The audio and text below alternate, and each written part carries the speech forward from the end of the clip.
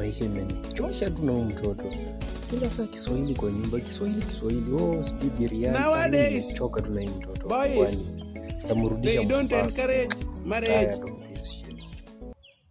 Kwani baby unioni? Mimi nimechoka tu na hizo stress zako.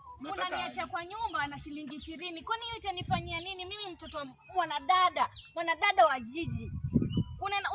Unaniona kama au virugo vyako wenye unafuatananga huko na vijijini ama?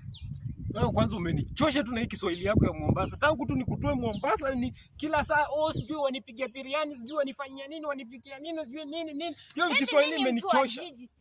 Mimi ni mtu nimelelewa vizuri. Angalia msichana venye niko. Angalia. Kwani hii ni nini nimebeba? Nimekubeba hizi zote unaniacha shilingi 20 kwa nyumba. Hiyo itanisaidia na nini?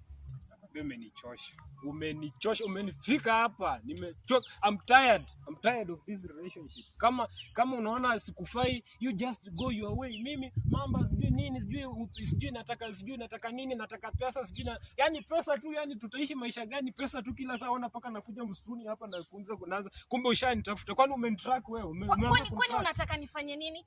Pesa kila mali, pesa ni kila kitu, pesa ni uhai. Kwani unataka nitumie nini? Kwani urembo yote inakuja na nini? Sina kuja na pesa wewe. Mimi hata sijui umenipata aje. Sijui umeniweka track ama sijui unanipata aje. Next pale nitaenda hutanipata. Nitakupata. Hutanipata. Na kuanzia leo, baby tulia.